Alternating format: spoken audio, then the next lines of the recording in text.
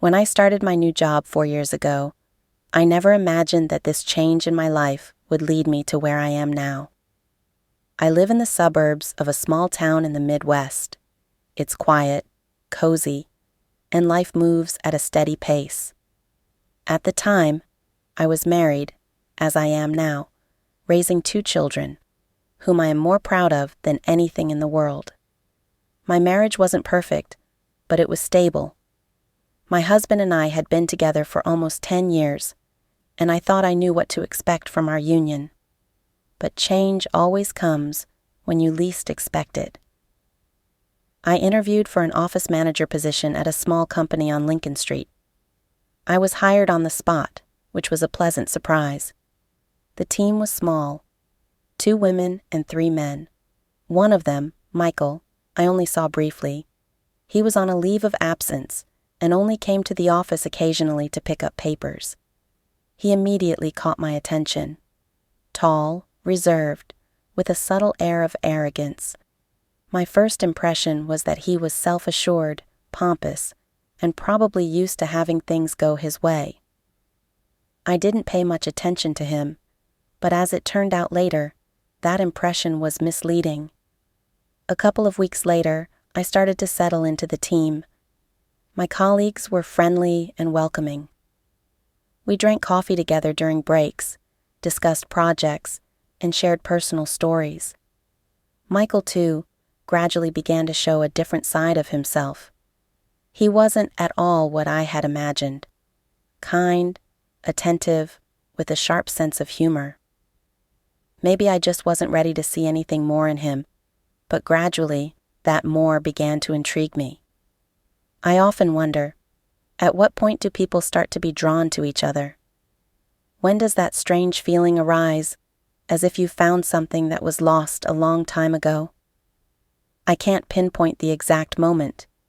It was more of a gradual, almost imperceptible attraction. At first, it was brief conversations by the coffee machine, then light touches, almost accidental, but each time leaving a strange warmth on my skin. His compliments became more personal, but never crossed the line into anything I could deem inappropriate. I noticed how he looked at me, how his eyes lingered just a little longer than others, how his voice softened when he spoke to me. One evening, he stayed late after work, and we both accidentally ended up alone in the office. No words, nothing excessive, just a quiet tension in the air that couldn't be ignored. I felt something had changed, something that couldn't be explained with words. It was like a snap, a moment when you realize there's no turning back. At that time, I didn't yet understand how deeply this would affect my life. At home, I tried to ignore these feelings. I told myself it was just a passing attraction, nothing serious. I had a family, a husband, children. But thoughts of Michael kept coming back. His smile, his voice, his manners, all of it filled my mind, and I couldn't shake the feeling. I began to look forward to his messages, short notes, his gaze. Every time he was near, I could feel my heart racing. It was tormenting, but I couldn't stop. My husband didn't notice anything. He was consumed by his work, and our conversations at home revolved around daily matters. Sometimes I would catch myself looking at him and comparing him to Michael. That comparison always worked out unfavorably for him, and it made me feel terrible. I knew I was doing something wrong, but I couldn't help myself. At some point, I realized that my communication with Michael was becoming more personal. We started texting each other in the evenings. At first, the messages were innocent, but gradually they became more open. We talked about everything: life, dreams, what made us happy. These conversations became a breath of fresh air, something new that I hadn't felt in a long time. I felt that with him, I could be myself, without fear, without masks. But I knew these relationships were a trap. They were dangerous, destructive, yet so incredibly enticing. I knew it would end badly sooner or later, but I couldn't stop. I felt like I had found a kindred spirit, someone who understood me better than anyone else. It was like a drug I couldn't quit. One day, he sent me a long message. He told me he also felt the connection, that I was something special to him. He was honest, saying that he understood how wrong it was, but he couldn't stop. His words moved me deeply. It was a confession I had been waiting for, but had been too afraid to hear. I realized that our relationship had crossed that line where everything becomes real. That evening, I couldn't sleep. I thought about what would happen next, about what I was doing to myself, my family, my life. I knew I was making a mistake, but that didn't stop me. I was ready to risk everything to experience these feelings, this connection. And I took the first step. I texted him saying I wanted to meet. After that evening, when I made the first move, life started to change. Of course, everything on the outside remained the same. Our suburb lived its peaceful life. Children played on neatly kept lawns. Neighbors walked their dogs slowly. And on weekends, barbecues were held in their backyards. I continued to be the perfect wife, the caring mother, part of that ideal American life. But inside, a completely different process was happening. Michael and I started texting even more frequently. Every time I heard the notification sound on my phone, my heart would start racing. His messages were simple, but they contained something I hadn't received from my husband in a long time. Attention. Attention to the small things that mattered to me. He would ask how my day went, inquire about my thoughts, my feelings. It felt so natural, as if we had always known each other. And this attention began to shift, from friendly to increasingly personal, penetrating the very core of my world. I remember one moment especially clearly. It was just another workday. We were finalizing the quarterly report, and everyone in the office was busy. Michael came up to me with a cup of coffee and set it on my desk. "I noticed you always drink it with milk, but no sugar. Thought you might forget about the coffee, but you definitely need it," he said with a light smile. It was such a simple gesture, but I was stunned. Someone had noticed such a small detail. Someone cared about what made me happy. That was the moment I realized I was sinking into this, that I couldn't stop anymore. My feelings for him started to affect everything around me. At home, I became more absent-minded, sometimes forgetting things that used to come naturally. My husband began to notice, but he didn't ask questions. He just kept living in his own rhythm, as if afraid to disturb the fragile silence that hung between us. Maybe he suspected, maybe not, but I could see how his gaze would sometimes linger on me longer than usual. I was living two lives.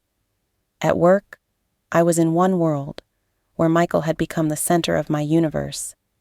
And at home, I tried to be the perfect wife and mother, but the further this went, the harder it became. I could feel a wall growing between my husband and me. The wall was invisible, but I could feel its weight. It was my fault, I knew that, but I couldn't change anything. I was too deeply entangled in these feelings. Michael wasn't indifferent either. I could see it in his gestures, in his glances. He tried not to cross the line, but that line had already been blurred.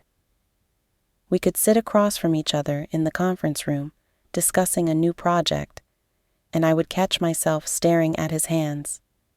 His movements were confident, but there was something tender, something magnetic in them.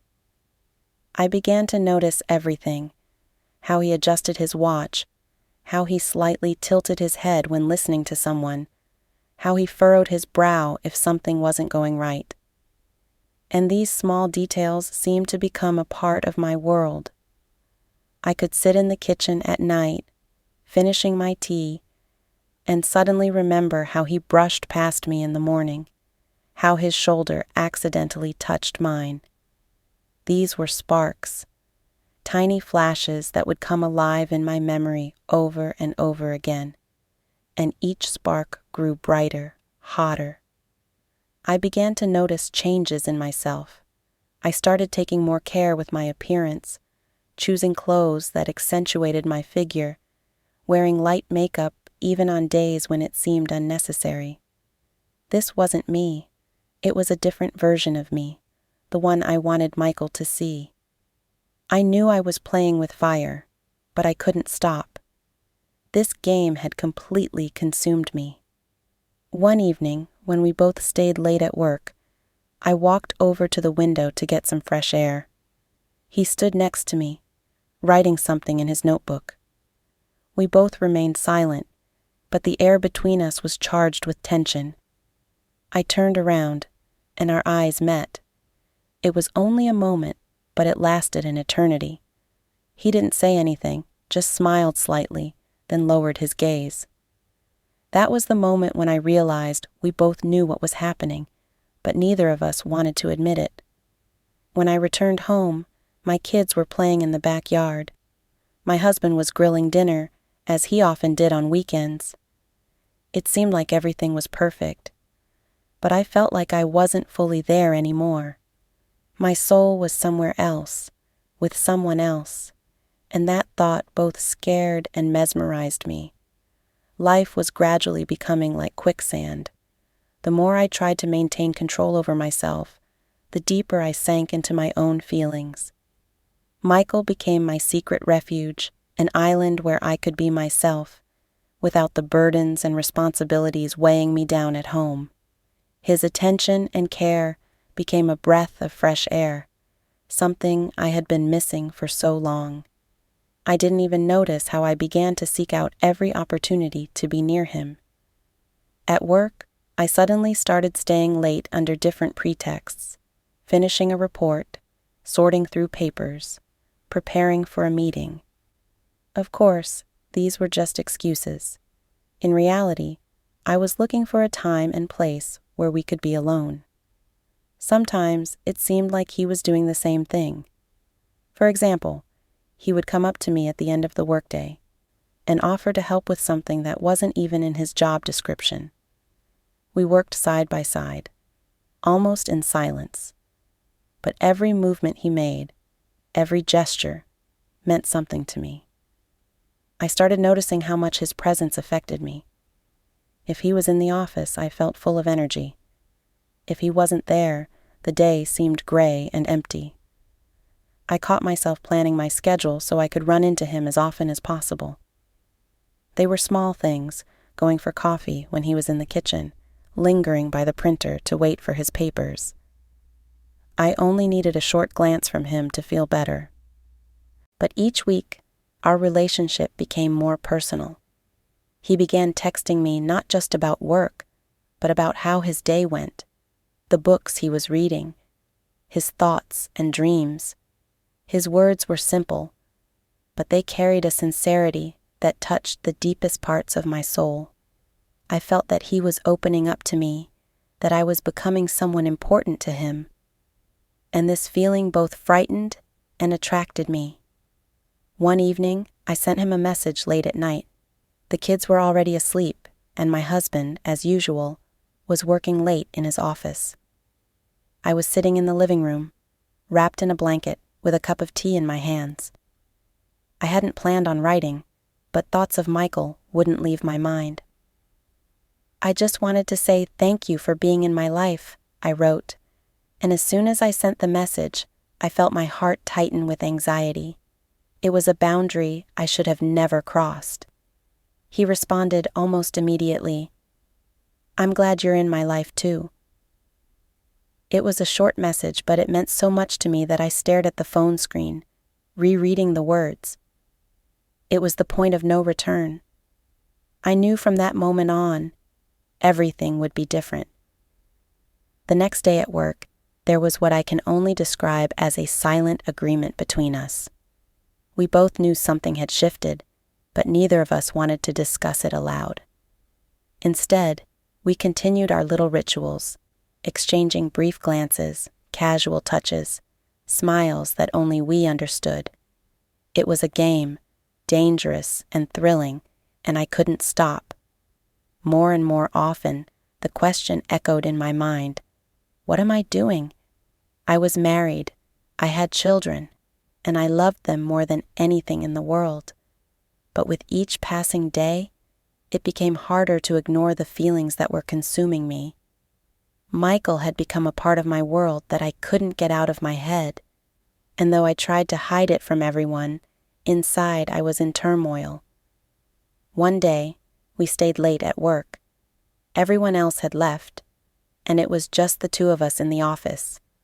I was sitting at my desk, reviewing documents, when he came up to me. "You don't need to work so late. You deserve to rest," he said quietly, placing his hand on the back of my chair. I turned around and met his gaze. In that moment, time seemed to stop. It was that moment when I realized we had already crossed every line. When I returned home, the feeling of guilt hit me harder than before.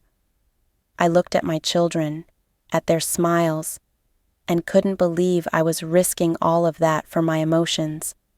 My husband, as always, was kind and caring, but I could feel something had changed between us. I saw it in his eyes, in his voice. He felt something, but didn't speak about it. Perhaps he was waiting for me to say something, but I couldn't. My life had turned into a series of contradictions. During the day, I lived in a world where Michael was a part of everything, and in the evening, I returned to my family, trying to be the perfect wife and mother. I knew I couldn't keep this up for long, but I couldn't give up either world. They were both part of me, and the thought of having to choose between them tore me apart. The double life I was living was becoming unbearable.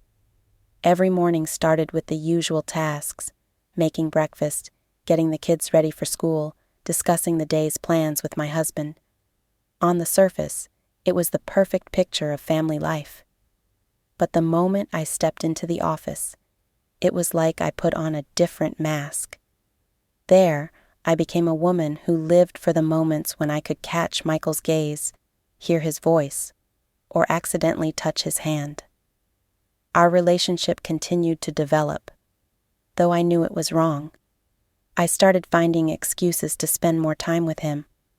Sometimes we'd go to lunch together, supposedly to discuss work, but in reality, it was something much more. We'd walk through the streets of our town, stopping at little cafes or parks. He always listened to me intently, asking questions that made me think about things I hadn't thought about in a long time. I felt alive next to him, as if the world around me was getting brighter. But with each passing day, this connection grew heavier. I began to notice that my husband was becoming more attentive toward me. He complimented me, things he hadn't said in a long time, and suggested spending more time together. Maybe he felt something had changed between us and was trying to regain what we had lost. But I could no longer respond to him in the same way. All my emotional energy was going into Michael, and at home, I was just a shell of myself. One evening, when the kids were already asleep, my husband decided to talk to me. He asked if everything was okay, noticing that I often seemed distracted. I gave some vague answer, as if I was too tired or overwhelmed with work. But deep down, I knew he deserved more honesty. This was the moment when I could tell him everything, confess, but I chose silence. I couldn't bring myself to destroy the family. I told myself I was doing it for the kids, but the truth was, I was afraid to face the consequences of my actions. Meanwhile, with Michael, things became even more complicated. We started texting not only during the day, but also late at night. Sometimes he'd send me photos of places he was, or simple words like, "thinking of you." These small details, but they meant everything to me. I'd respond, though each time afterward I was filled with guilt. But I couldn't stop. These messages became a necessity, something I couldn't imagine my life without. One day, he sent me a message saying he wanted to talk to me about us. It was a serious message, one that made me think about where we were headed. We met in the park after work. It was a warm evening, the air filled with the scent of freshly cut grass. Michael looked calm, but there was something in his eyes that revealed his tension.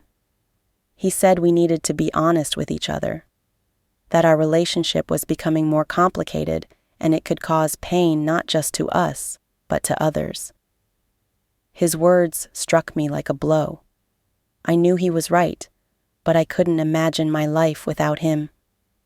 We sat on the bench in silence, and I felt his hand lightly brush against mine. It was both a comfort and a goodbye. He said he wanted me to be happy, and that if I needed time to sort through my feelings, he would give me that time. But I knew that, in reality, he was trying to protect himself, shielding himself from the pain that these feelings could cause. When I got home, I stared at my children for a long time. I thought about how they deserved a happy family, 2 parents who loved each other. But in that moment, I realized that my love for my husband had become something distant, almost forgotten. It was like an old photo album picture that no longer evoked the emotions it once did. With Michael, everything felt alive, real, though destructive. For several days, I avoided him.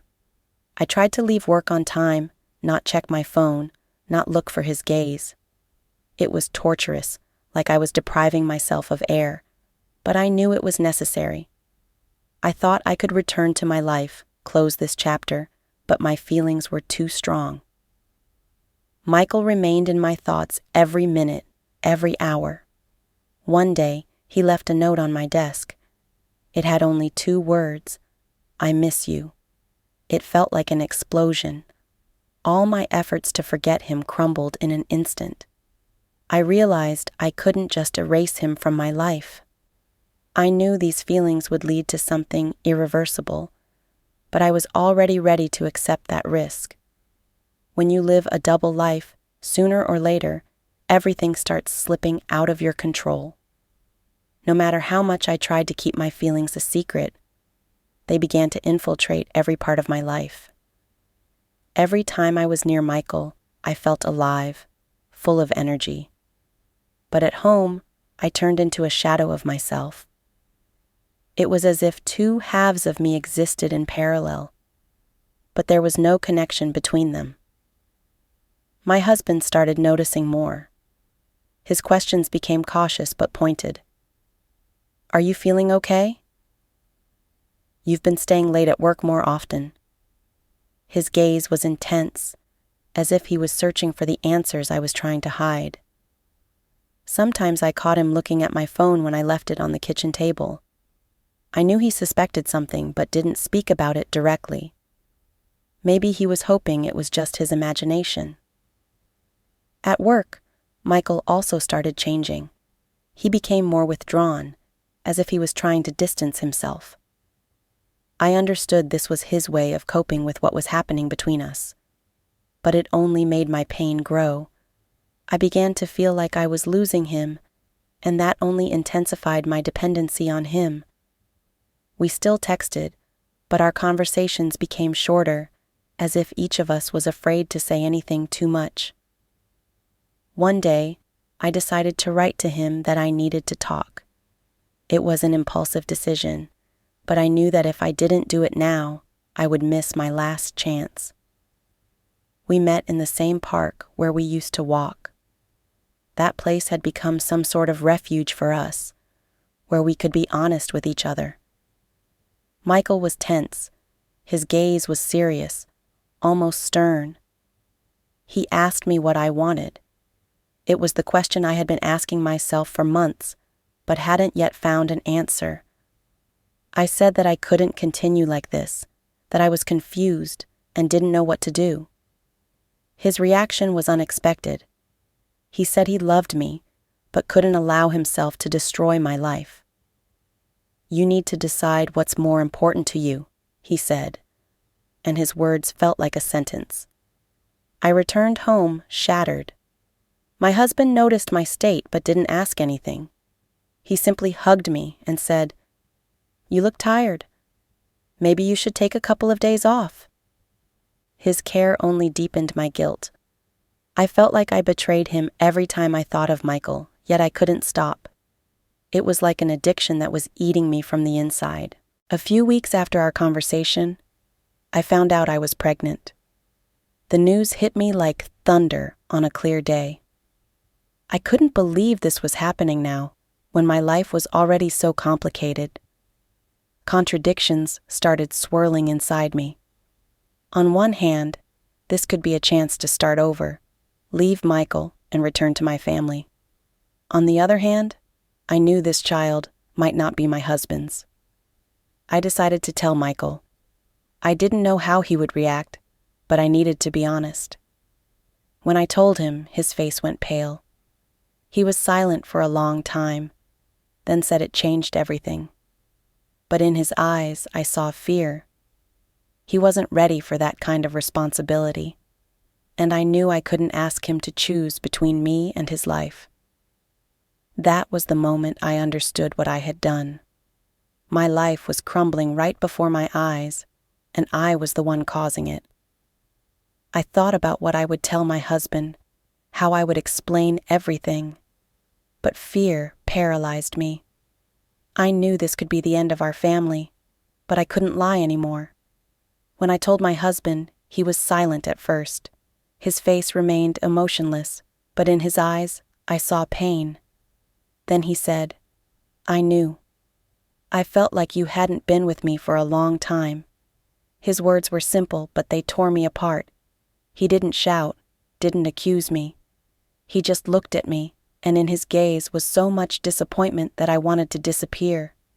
My husband said he would forgive me, that we could start over, but I knew it would be impossible. We both knew that. I felt like I had destroyed something that could never be fixed. Michael, on the other hand, said he couldn't be a part of my life anymore. He decided to step aside, as he put it, to give me a chance to restore my family. That was his decision, and I had to accept it. After Michael left my life, everything changed, but not in the way I had expected. My husband and I decided to try to save our family, for the sake of the children and for what we had once shared. But every day became a test. Our conversations turned formal, as if we were playing roles in a play no one was interested in anymore. His gaze, his silence, everything reminded me that an invisible wall stood between us, built by my actions. I changed jobs. It was a necessity, though I knew this wouldn't erase my feelings.